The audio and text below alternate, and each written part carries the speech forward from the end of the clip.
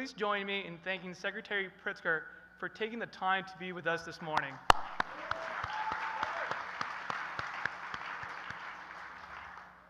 We will now have our panelists join us and here to moderate what should prove to be a lively and insightful discussion from the island of Puerto Rico, Representative Pedro Pierluisi.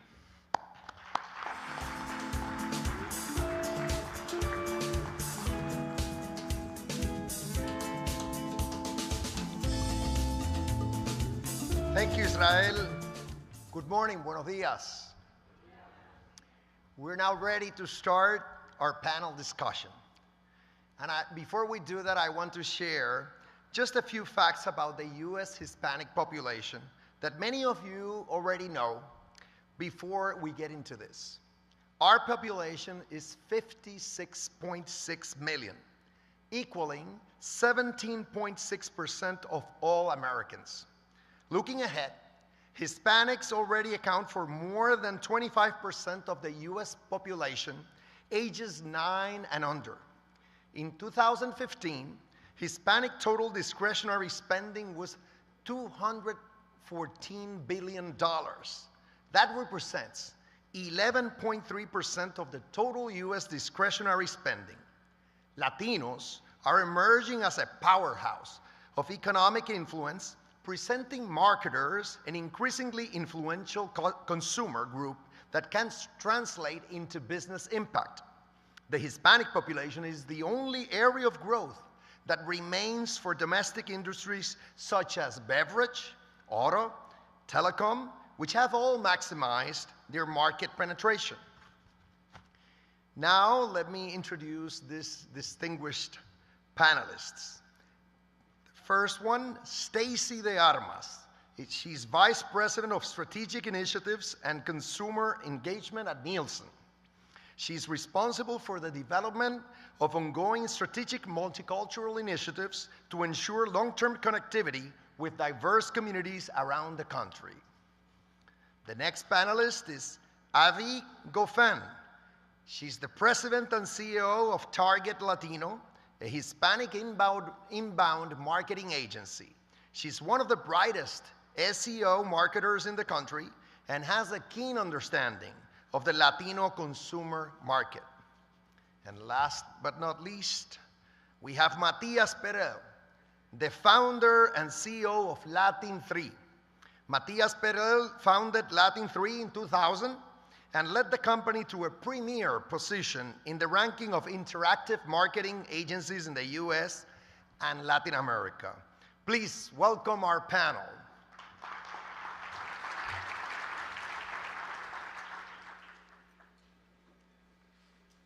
I will pose the first few questions, and later on we'll turn this to you, the audience. My first question is for Stacy de Armas. Nielsen's recent report on the Latino consumer, the fifth report from their Diverse Intelligence series, examines the latest trends in Hispanic population growth, purchasing power, and media habits. It states that the rise of the U.S. Hispanic population and its prominence as an influencer on all aspects of American life and culture has never held greater potential significance than in the election year of 2016.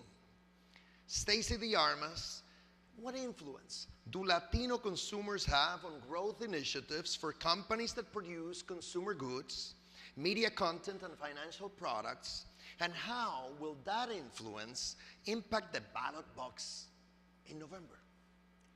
That's a fantastic question, and thank you for the opportunity to be here. Thank you, CHCI. It's very nice to have the opportunity to meet you both, and I look forward to participating with you today. The U.S. Latino is really at the center of not only the growth that we're going to see in this country, but in addition, as you said, at the center of what we're going to see, I believe, and I think we all believe with the ballot box. Right now, the U.S. Latino represents 12% of the electorate.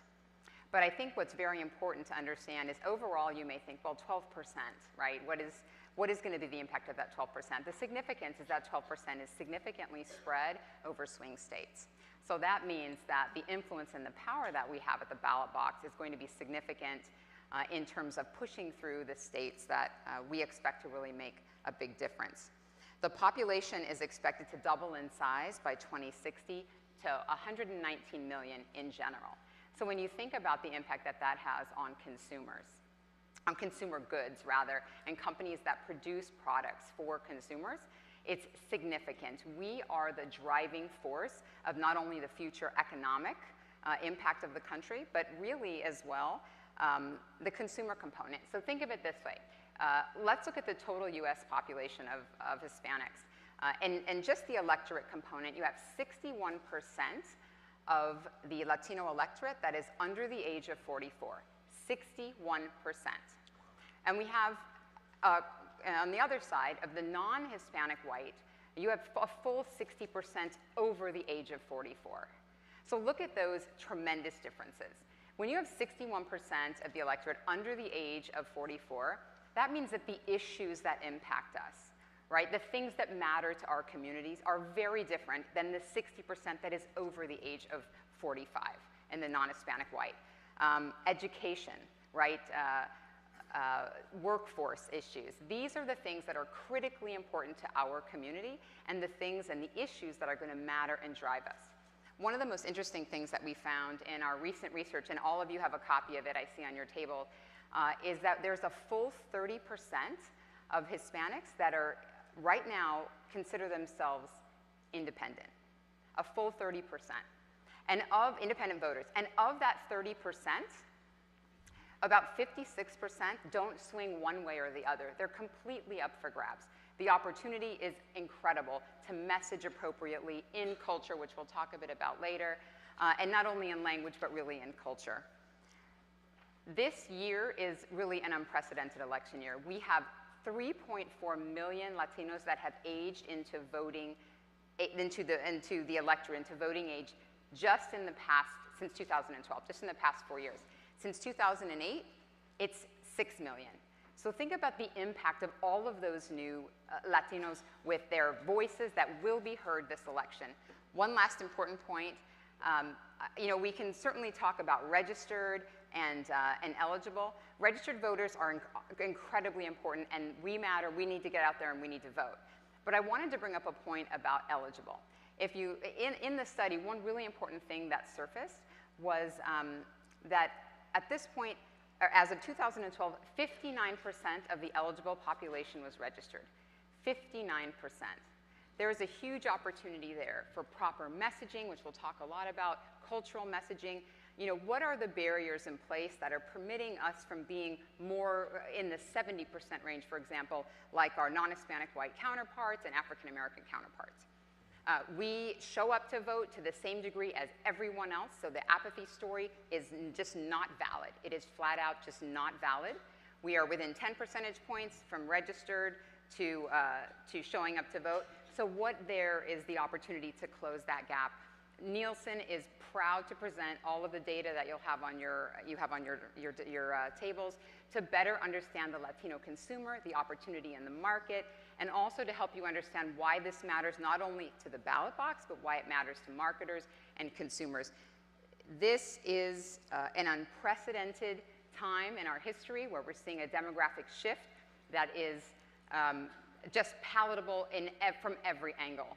So I look forward to sharing more with you today. Please take a look at your reports, and we'll be speaking more about it later and answering some questions. Thank you. Impressive statistics, Stacy. To me, they show that Latinos are the future of this country. My next question is for Javi Gofan. As a Hispanic inbound marketer, could you tell us how to engage with and convert Hispanic consumers into consumers? Well, thank you so much for the question. That's a great question. I think that, first of all, I'd like to thank everybody for coming in so early to listen to us. Also to CHCI for having us here, and it's a true pleasure to meeting you guys. Amazing. An amazing panel, really, except for me. So I would like to tell a little story in order to understand what connectedness with the Hispanic market really means.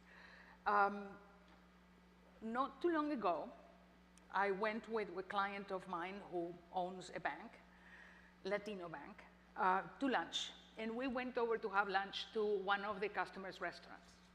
When we arrived, we see on every table one napkin holder, and on the napkin holder, there was a magnet of the bank. But not only one, there were two magnets, one on each side. So we asked, we were very flattered for all the endorsement, and of course we asked the man why were the magnets of the bank on every single one of the napkin holders on every table. And he said, because in your bank, it was the first time in this country that they called me senor. That is really connecting with the market. That is really reaching out to how it should be served. So when you think about Hispanic inbound marketing and you think about how to engage with and convert these consumers into customers, you need to think about what kind of experience you are providing to them. Not just one little piece of your advertising or your materials if you're a bank, but the whole experience. One of the things that I find very often is the stereotyping of cultures. People think that in order to show something more Latino, they need to go after us with, tacos, burritos, and a sombrero. Definitely not, because I don't see anybody going after the general market with hamburgers and apple pie. So definitely that's not the way to reach us. The second piece of the equation is that they're always wondering, should they speak in Spanish or in English to us, or in Spanglish? And that reality is kind of, it dawns on you on certain occasions. A few years ago, I went to visit a client in Minnesota, and the first thing I asked them is, how much sales do you have from the Latino market? And they said, no, not much, it's about 3%. And of course, by that time, we were 15% of the US population, not too much. So in order to say, how exactly are you measuring sales from the Hispanic market? It was a personalized product. So they said, everybody that buys in Spanish. Okay. I think you're missing out, because if you have 50,000 retail stores all over the US, and there's many of them who may be located in a highly Hispanic demographic, and maybe 99% of the people who walk into that store are Hispanics and 1% are not, your sales, no matter what language they order in, are Hispanic. So they went back and they adjusted their sales reports and everything, and they ended up having 17% of the sales that were from our market. My specialty is online, and therefore I'm going to share with you the 3 main reasons we go online. Number 1, to be entertained. Number 2, to connect. And number 3, to find information that fits our needs, desires, passion. This last third, these are the ones that brands need to be paying attention to. Why? Because this is the moment where people are ready to purchase. This is what Google mentions as the ZMOT, the zero moment of truth. And this is the moment where you need to actually bond and provide the right information, the culturally relevant information to that audience. I'll give you an example. We actually applied this to one of our clients. That's a wedding portal, and is bilingual and bicultural, but it doesn't necessarily have every single article in one language or the other. Actually, they're not. They could be in English or they could be in Spanish, because that's what our audience understands, 100% both languages. And we brought them from 0, they didn't exist, to 10,000 brides visiting daily. And they stay in the site an average of 4.5 minutes. Yeah, move over, Facebook, right? Just kidding. It's a lot. I mean, 4.5 minutes.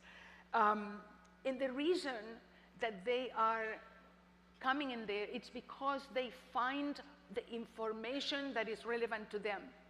A Latina bride planning their wedding, foreign-born or US-born, is herself in a specific situation where she has definite needs. For example, if she wants to send wedding invitations, she wants to include her abuelita. And if she wants to include her abuelita, maybe her abuelita does not speak English. So what does she find? She needs to buy 2 sets of invitations, one in English, one in Spanish, incurring an additional cost, when in reality, there's no need for that. So all of these ideas in speaking to the culture and the situation of this particular bride, of this particular consumer, is what made this site, besides all the work on optimization, reach this number of daily brides and keeps on growing by 30% every month. So basically, you may have entertainment, you may have connected with them, but the moment of truth comes here. Now, the wedding portal has created a tremendous demand for wedding-related products and services that they're trying to satisfy, because this happened much faster than they expected. And basically, this is a lot of work to understand the audience, to listen to them, but it pays off. And this is how you actually engage with the Hispanic consumer. Thank you, Javi. Our next panelist, Matias Perel of Latin3, is a leader in enhancing the digital experience of consumers for global corporations. Matias, can you share with us some of the ways that corporations are crafting marketing campaigns to build relationships with Hispanic consumers? Well, first of all, good morning. Thank you for being here so early. It's a great honor to share the panel with wonderful speakers. And thank you very much for CHCI for inviting me to be part of this panel. I think that before we get to talk about an example, I think it is important to understand what is happening in the world today. We evolved from an agricultural revolution that needed 80% of the population of the world to generate enough food for 100%. Then we moved into an industrial revolution when we went from using our legs to use our hands in factories. And then we went to a computer revolution when we went from using our hands to using our heads. And right now, we are about to enter into an artificial intelligence revolution, where some of the jobs that we know today are going to be taken by artificial intelligence, by robots, right? So the question is, what's left for us, right? But that's not the focus of this particular panel. It would be an interesting conversation, though. But I think that because we have that technology, and just continuing with the conversation, I think it is very important, now that we have technology, like Google first broke through, is to understand what are the moments through which each of the audience of each of the brands are going through. So in order for you to understand the consumer, you will be able to win against your competitors. So how do we do that? And why do we do that? Because at the beginning, advertising was about media and about creativity, and it was about reaching a mass of people. It was about like throwing a net to the sea to see what we were able to get. We wouldn't be able to get a whale with a net. We wouldn't be able to get the smaller fishes.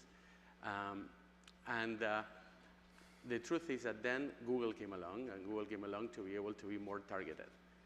And that took us from being able to go to masses to be able to go specifically to each of the consumer targets by understanding, for instance, in Facebook, what are my likes as a consumer? What are your likes as a consumer?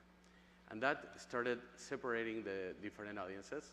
I don't know how many of you remember the movie Minority Report with Tom Cruise, where he was walking around and they were scanning their eyes, and based on that, they showed him an ad. I remember he went to the Gap and they mentioned the last thing that he had purchased in the Gap and say, would you like this, right?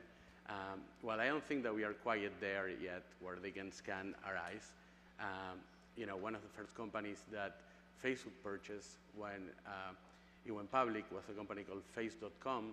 That is the technology that does the face recognition that tags automatically your picture. So maybe face recognition could be also another opportunity, but the truth is that today we use cookies and we use mobile IDs to be able to track consumers. And then we use primary data that usually brands have, and we use third-party data to be able to understand consumer, and then we use public data such as social media, you know, like tweets, Facebook, and we learn more about the consumer that way. And what we want to learn is about the consumer is about what each of these consumers are doing in their journey, in their daily journey.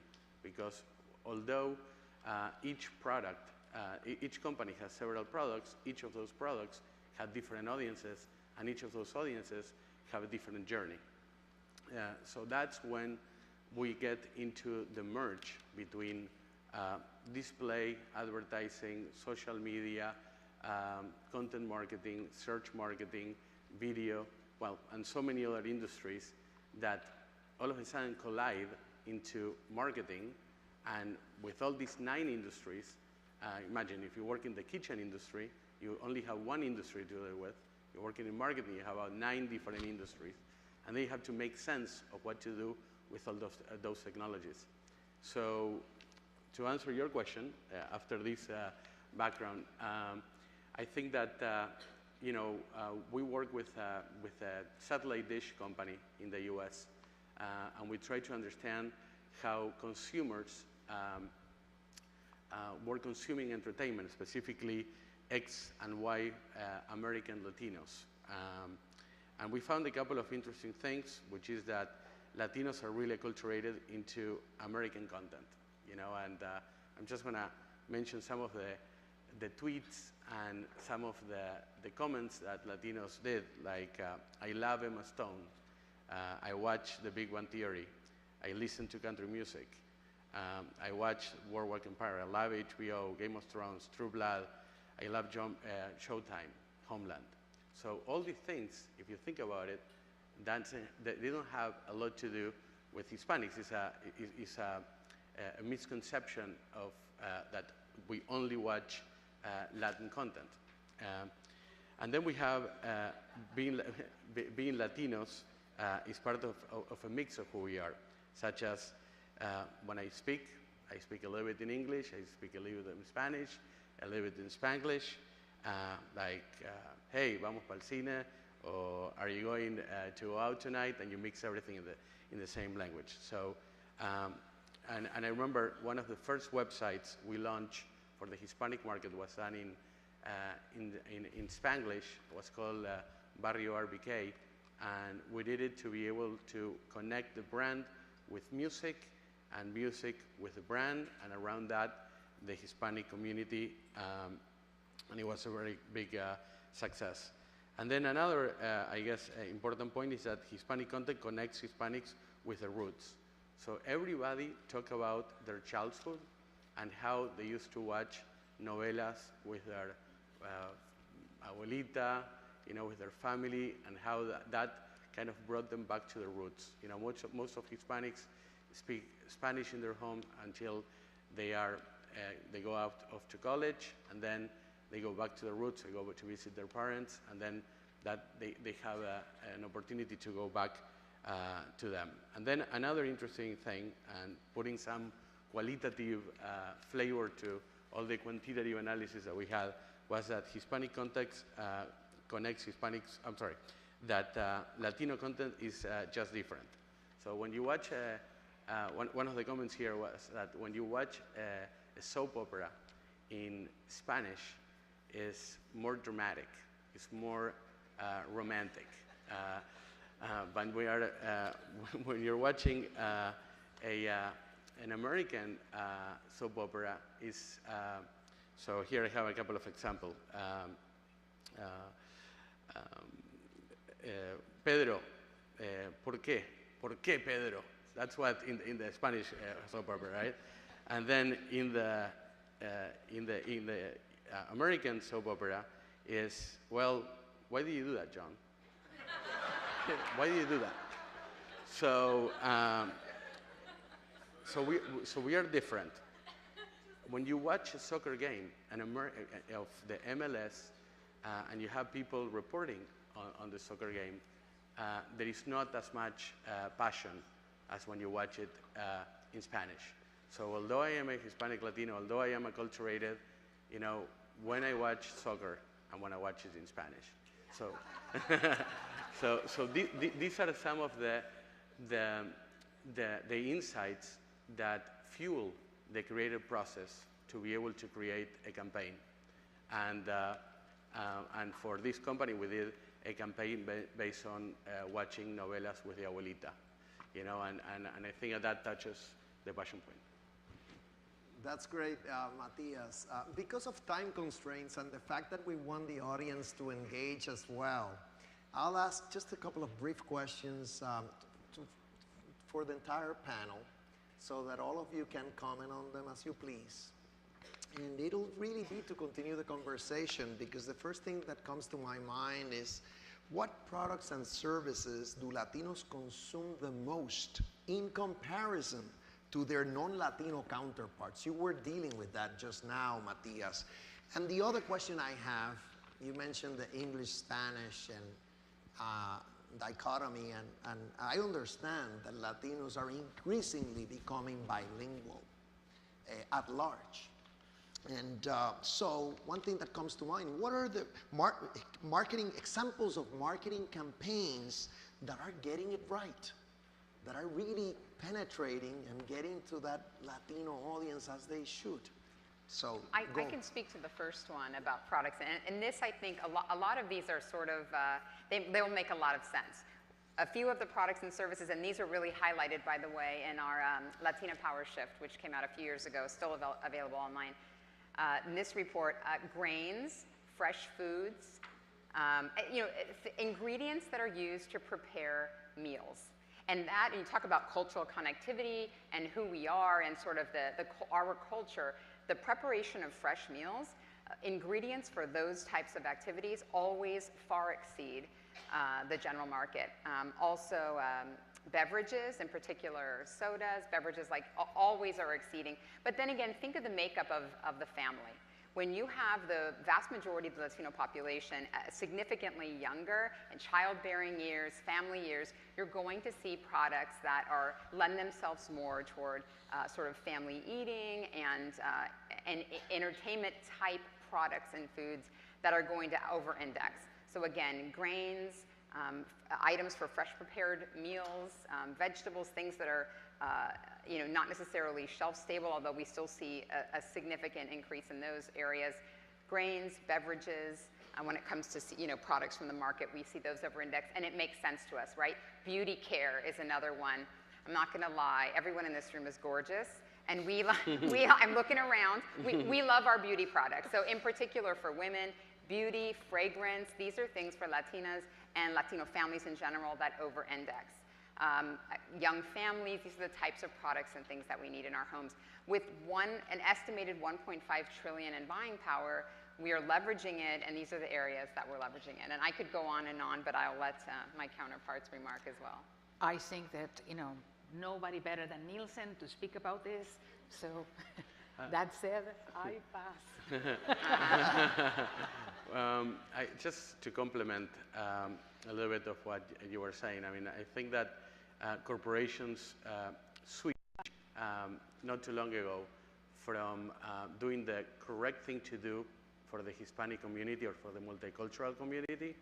When Hispanic consumption power hit $1 trillion and companies really understood that there was real money to be made out of our community. So I think that that's really when everything changed. And I think that it's important to understand a couple of things that are going to talk about the products. First of all, believe it or not, non-Hispanics access the internet more through desktops than through mobile. But Hispanics access the internet more through mobile than through desktops, and actually their ownership of tablets and mobiles is much larger, and that's why than the non-Hispanic population, and that's why they access through tablets and mobile.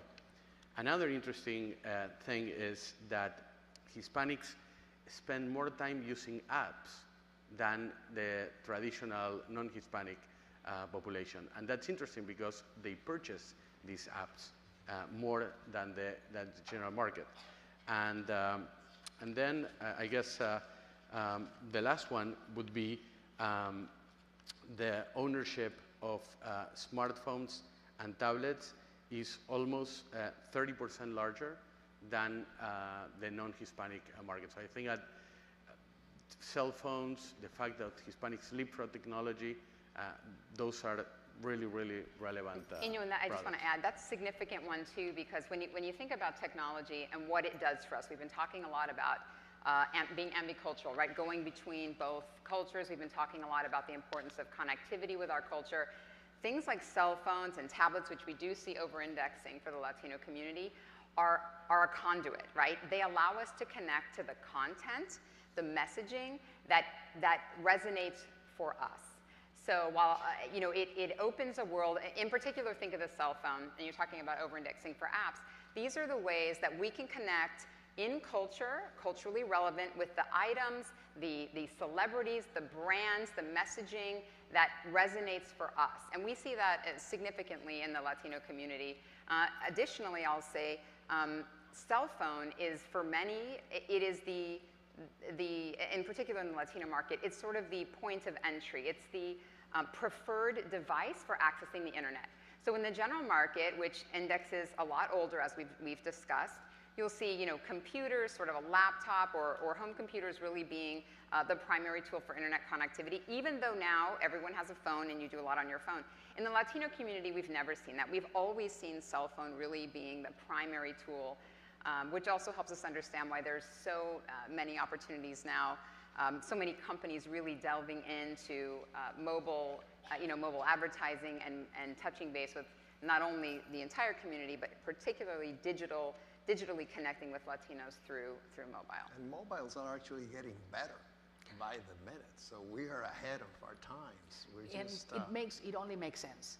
If you think about mobile and the mobile history in Latin America, the reason we're way ahead. Well, the reason is there wasn't enough infrastructure in Latin America for telecommunication services, and therefore, when the mobile phone showed up, everybody just rushed to the mobile phone. So it's not like Latin Americans or, just will come to the United States and suddenly forget to use the phone.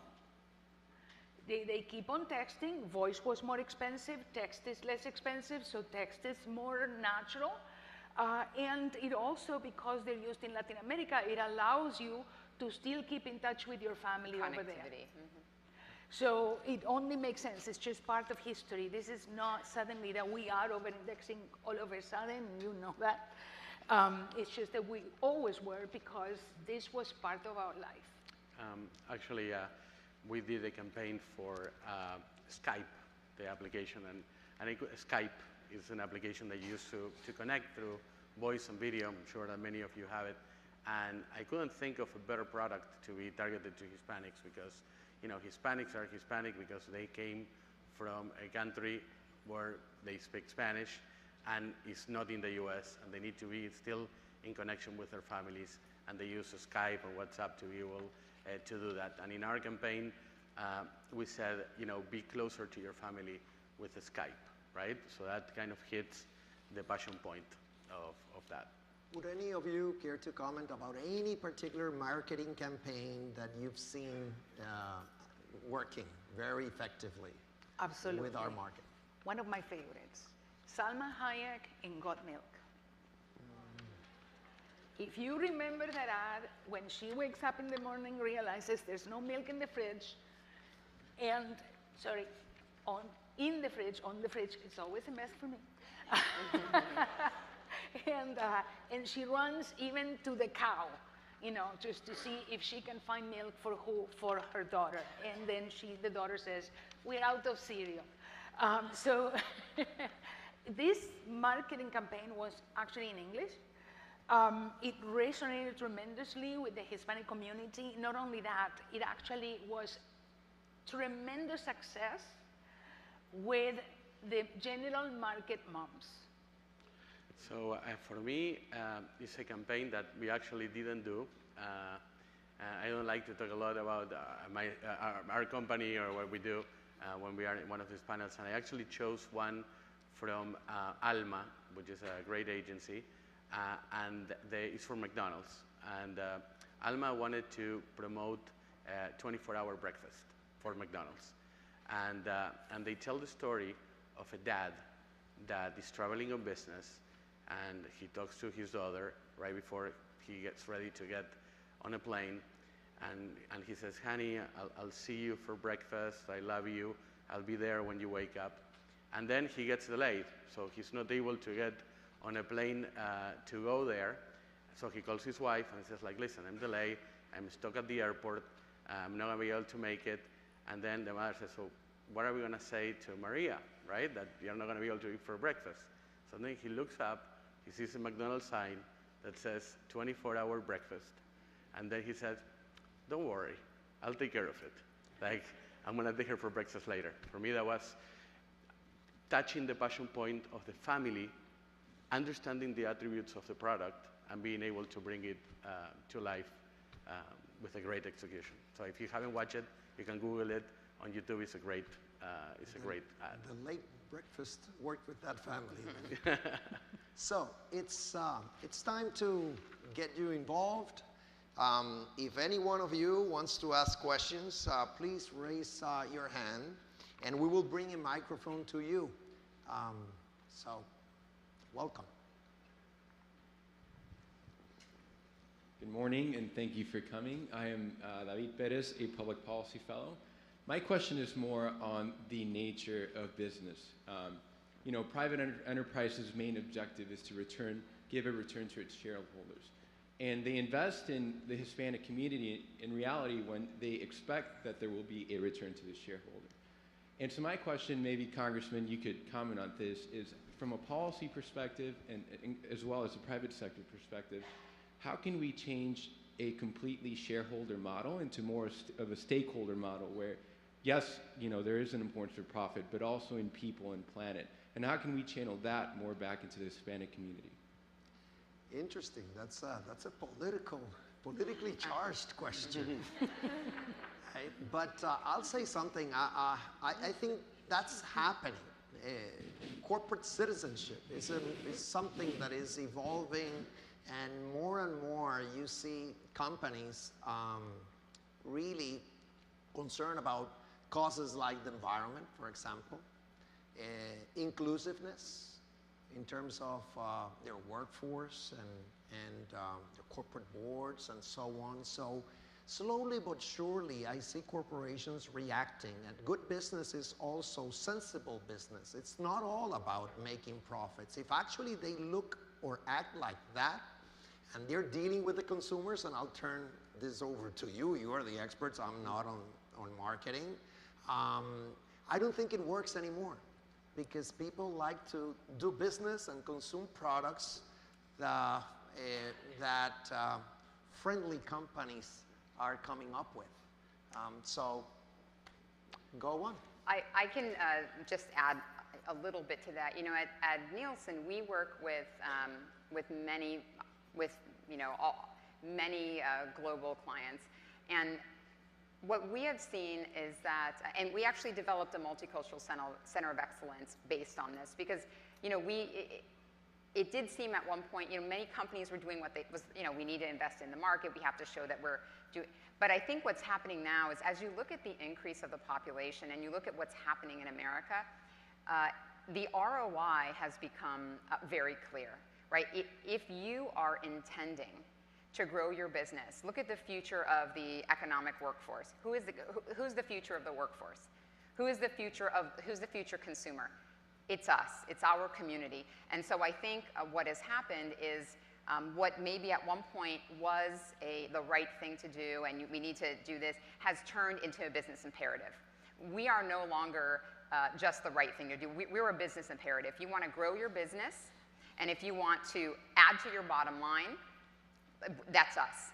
And so it's really a wonderful position for our community to be in, because I think what we are going to see and what we have been seeing are campaigns that are just perfectly nuanced. Each of you mentioned a few today that will come to us in English or in Spanish, and in many cases right in the center. And we will be able to own those whether we speak Spanish perfectly at home or we speak Spanish perfectly in our hearts.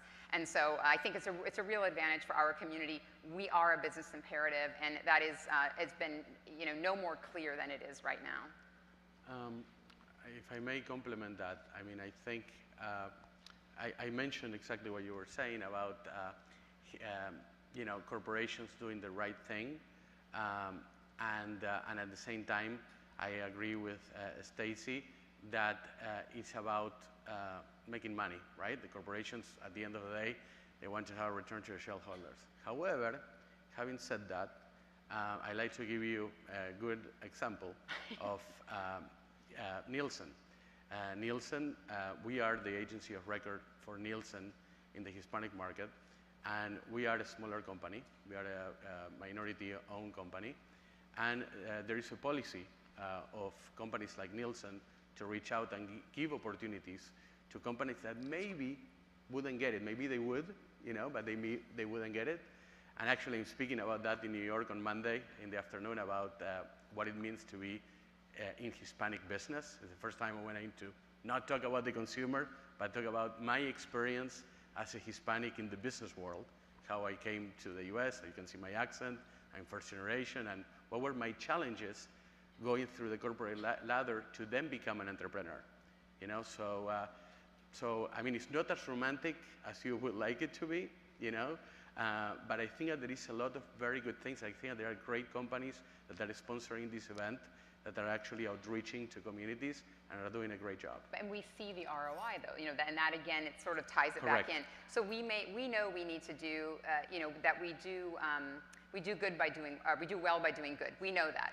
But the truth is, we see ROI from our engagements, and speaking from Nielsen, from our engagements with the multicultural community, business, and I think, if you think of big retailers, they do too. They see the ROI. So what sometimes maybe has started, maybe for one particular reason, it's undeniable the ROI that they see back. So it's a great opportunity all the way around. And I'd like to sum it up very shortly. Every 30 seconds, a Hispanic turns 18 years old. Happy birthday. Happy birthday. Thank you. Happy birthday. She got me like this. Happy birthday again. So 1 out of 3 babies born today in the US is Hispanic. Who are you marketing to? And how come there's no return to the shareholders? There has to be. If there isn't, then maybe there's something that needs to be adjusted in the strategy or the communication. I see. Thank you very much, Congressman Pierluisi, for hosting this and for your great work with Puerto Rico on the Hill.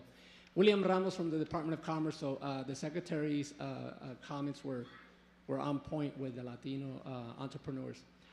Last year, I gave a similar presentation at the Upstate New York Latino Summit. A whole bunch of Latino entrepreneurs from across the state. And gave all the data that the Secretary spoke about. But Stacy, I gave some data from Nielsen that was very interesting. And it goes very much to this audience here. that Hispanic millennials, which Nielsen calls Hispanials, is the largest growing market and fastest market in the United States. Can you talk about these Hispanials here and what we expect? Because we've been talking overall about the Latino consumer, but this is the consumer market that everybody is going after. I can speak briefly. I don't want to take up a lot of time. We have a ton of information online, but I will tell you, it's not only Nielsen that is very interested in the Hispanic millennial. I've not heard the term the Hispanial, but I like it. I'm going to take that one. Thank you. It's not only Nielsen, right? And it's not only marketers. I think the world at this point, certainly the U.S., is very concerned or very interested in this market. In particular, because of what I said, if you see that the white non-Hispanic population is sort of very much aging out of this core demo, this middle demographic, which is responsible as the work engine, right? It is the main economic contributor. And you see that the Latino population is aging in. And the millennial, we know, was raised in a bit of a different world, completely digitally connected, is very used to reaching out and finding what they want when they want. And that very much shapes how you market to this group. As far as Nielsen is concerned, we have a keen eye on this group, trying to better understand media consumption, behavior, shopping, all of the things that help us sort of put a pin in this group, which a pin can't really be put in. Very mobile, transitional in communities, transitional in jobs, has different expectations, right? And one thing in particular we looked at was working, right? For this particular group, the idea of being in one static place like this all day is not going to work. If we want to attract, and I'll tell you, this is actually from an inside Nielsen, not just data that we've looked at, but if we want to attract the qualified Latino millennials in this room, we need to reshape what we offer, right? Flexibility, different opportunities. You want to work on a Mac? That's fine. You want to work on a PC? That's fine. We realize that we need to reshape how we reach out in order to attract the talent. So there is, from a Nielsen research and consumption and data side, there's a lot of data online to help better understand this room. But I think that those of us in here understand that this is a group that we cannot reach in a traditional way. And what's more important, again, and I've said this will be the third time, this is the future workforce of this country. Whether you are at a large corporation or you're in these rooms with us, this is the future. And I feel like we say that so much, but really, if you look at those aging into these years, aging into the big consumption years, we need to better understand this market. We think we've done a pretty good job, but of course, there's a lot of research and data out there, and I encourage you all to take a look at it. In particular, the millennial reports we have at Nielsen.com. You can find those. And I can't help say that we better reach out to those Hispanials or Hispanic millennials before these upcoming elections. We need their votes. These elections are important. 6 million total since 2008, 3.4 million just in the last 4 years. And there's two major subgroups on the millennials, or Hispanic millennials or Hispanials. One is for many generations, U.S. born is a little bit more like the general market millennial. But there's a huge portion of Hispanials whose parents were foreign born. And therefore, they're not the mid-generation. They've seen how their parents were treated. They have observed that type of behavior, and they are extremely hardworking, and they went through a very different experience being the translators for their family as children. I think, in the future, I don't know how the immigration laws will change in the years to come, but it wouldn't be crazy to think that in 20 years, the Hispanic consumer is going to speak a little bit less Spanish, although it's going to be, still connected to the roots. But I think that the evolution of technology, and I don't know how much immigration we are going to have, which is an issue that we don't know what it's going to be, but that will be affected. So I was actually meeting with somebody from one of the largest television networks yesterday, and he was telling me, don't quote me on this, but I think that Spanish is going to go dramatically down. That's why many of these companies are acquiring English-speaking networks, and they are trying to understand how to speak, in English to the Hispanic community. Yes, another question. My name is Pepe Estrada. I'm with Washington and Lee University. My question for you, a lot of industries that are flexible are changing. WhatsApp is really changing the way Hispanic millennials interact. I just sent a WhatsApp to my tia in Peru, actually. But there exists some engines of culture that are not changing, in particular movies. Hispanics go to the movies at a rate that exceeds their non-Hispanic white counterparts. And yet, in movies, there tends to be a lack of Hispanic characters in particular. What can be done to influence these natural monopolies that exist on culture that are seemingly unwilling to change? Excellent. Anybody? Excellent question. I think that one of the things that we need to do is actually voice this out to the people who are actually in Hollywood and claim for it. I mean, if we don't speak up, how is anybody going to listen?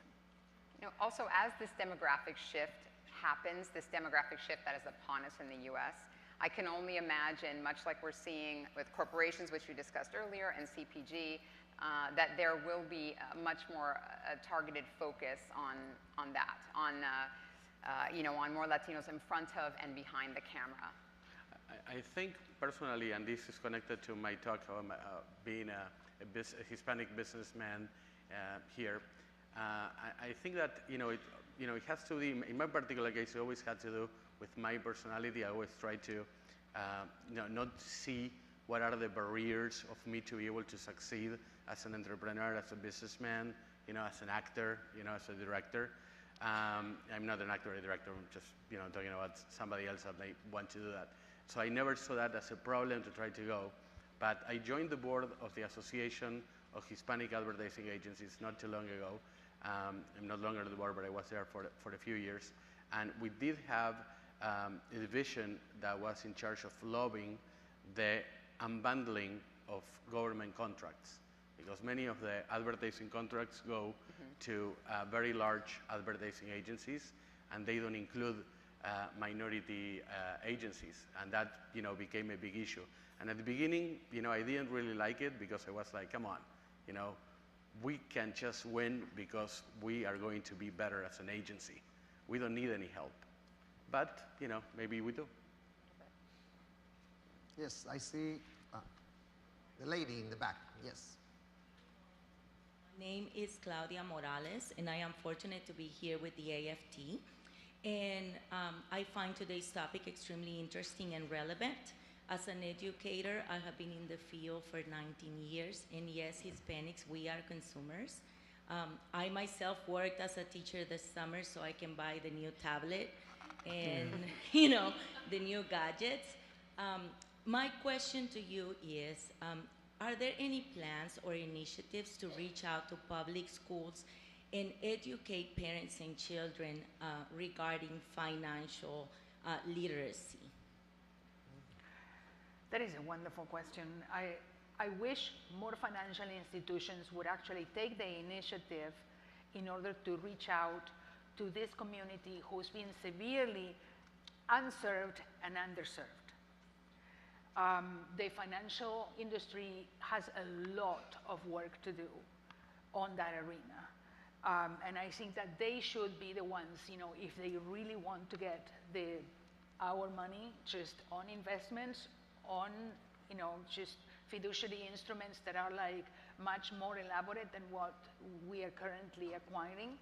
I think that they definitely need to reach out and start educating people all the way from when they're children.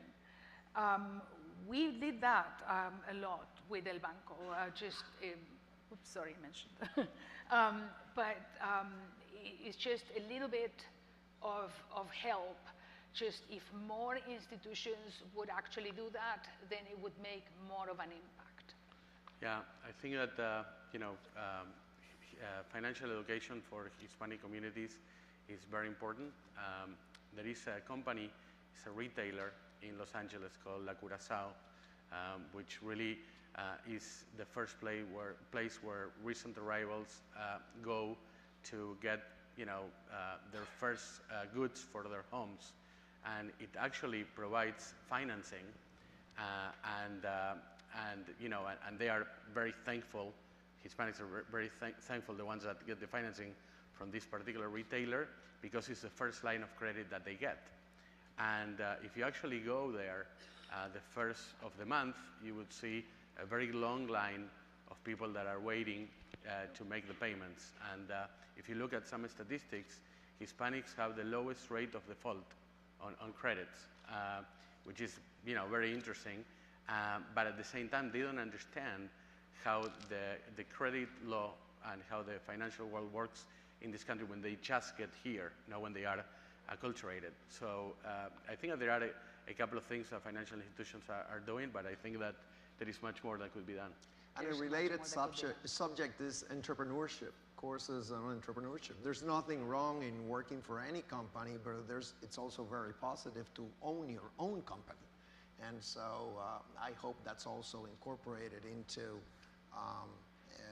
the academic world at all levels, definitely since high school. Actually, 35% of the growth of the small business community in the U.S. comes from the Hispanic market. That's great. And the majority of that from Latinas. Yes. That's great. And the rates they charge them are predatory. Woman power.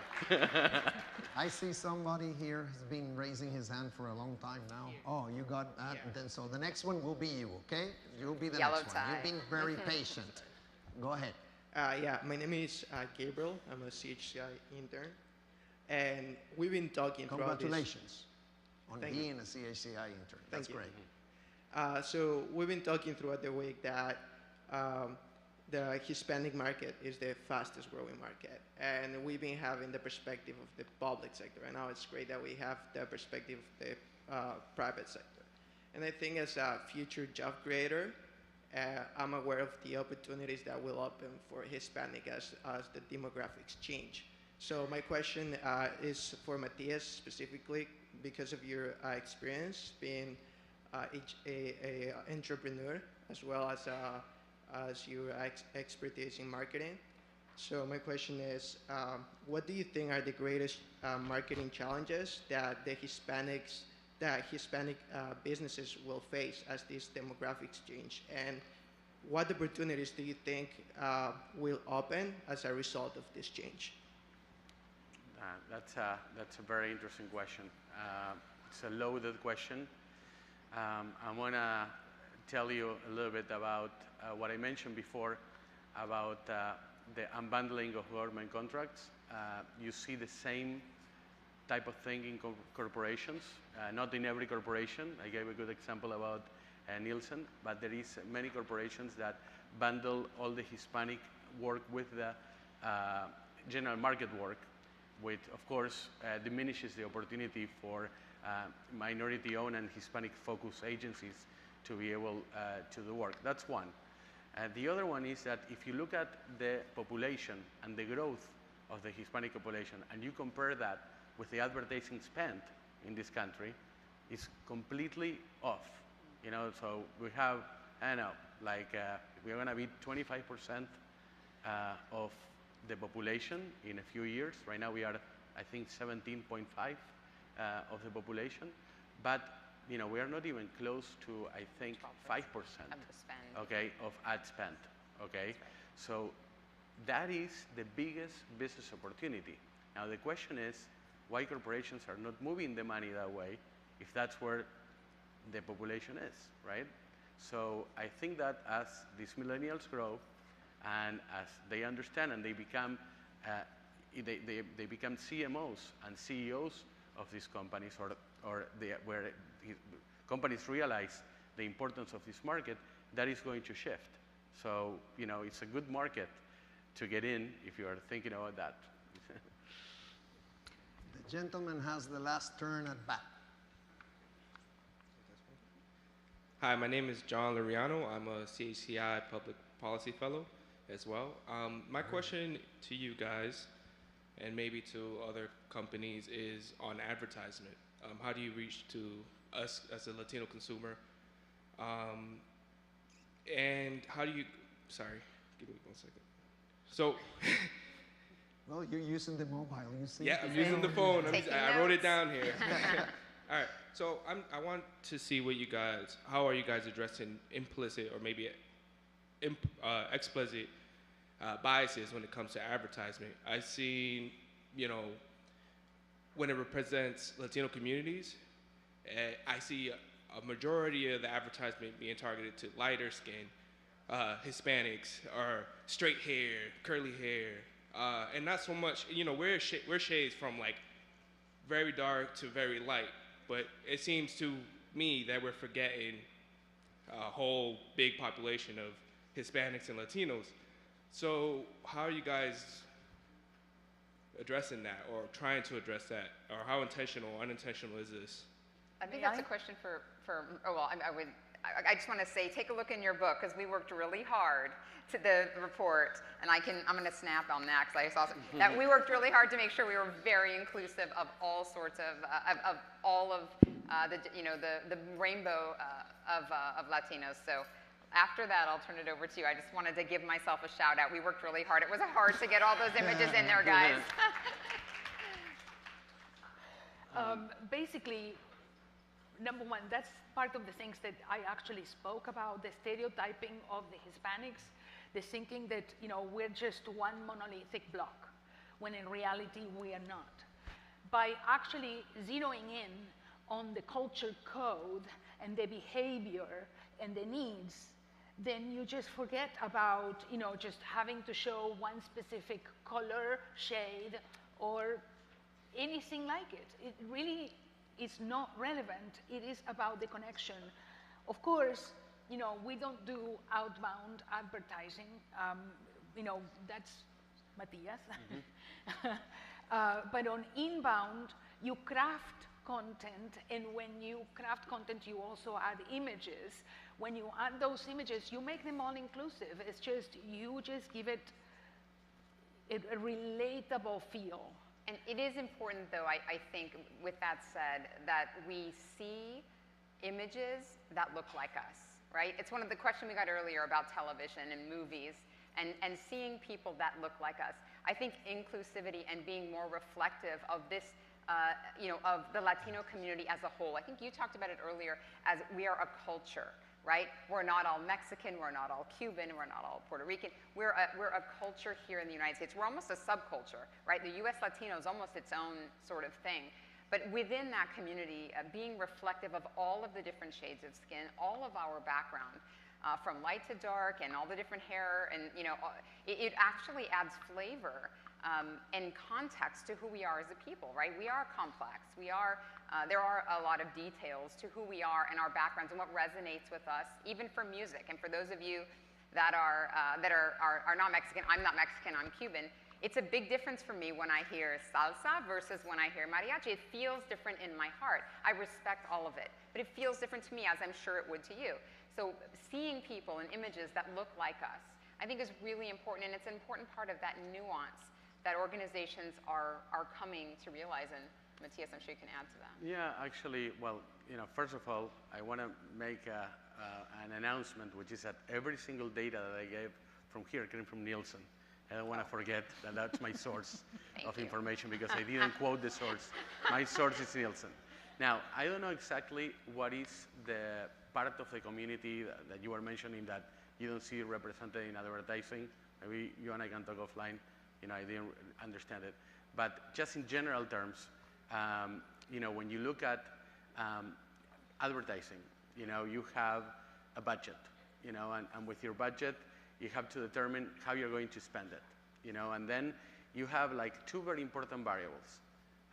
One of them is the creativity, and then is the media that you're going to spend. But also you have research. And you cannot get to everybody. I'm from Argentina. I haven't seen many Argentinian directed ads to me, you know, because maybe we are not a big representation, you know, of the community.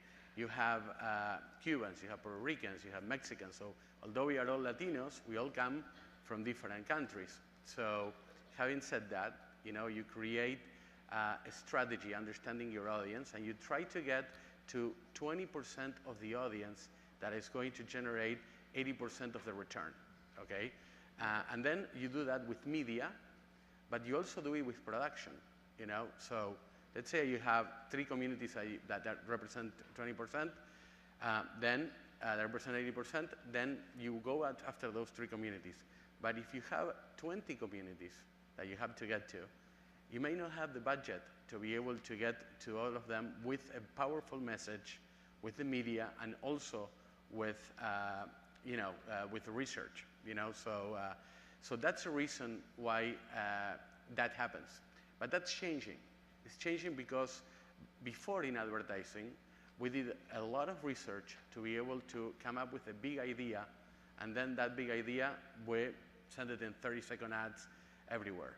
So we had very heavy research, and then a big strategy, and then we launch it. Right now, because of technology, we don't have that. We have small research, small strategy, we test it, we come back, we research at the end, we do a small strategy, we test it, and that's how we are moving. So as the advertising becomes more and more addressable to you as a person, and that's coming to television, there is addressable television right now, that is going to change. Now, when it's going to change, I don't know, but there is dynamic creative optimization that is happening on the web, that there is video doing for that, which means that we are going to be able to get to an advertising more to you because of technology, you know, and I hope that they don't take, that the artificial intelligence doesn't take my job, right? But well, I don't know about you, but I think these panelists have been great. They have complemented each other so well. They're all so knowledgeable. Let's give them a big round of applause.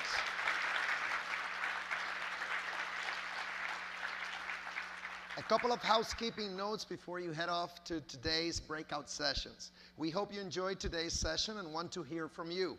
Please tell us what you thought by rating the session using our mobile event app. Look for Understanding the Hispanic Consumer under the sessions icon. Once there, you'll see a little clipboard on the orange dashboard on the left side. There are 5 simple questions, but we really appreciate the feedback.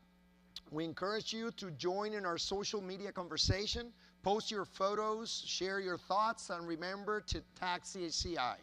Remember to tell your friends and family they can tune into the Gala Live at hhm.chci.org/livestream. Don't miss the Policy Summit starting at 10:45 a.m. The summits are in the North Building. That's across L Street in rooms 150, 151, and 152. See you back here this afternoon at the Equality Luncheon. Have a great day. Thank you.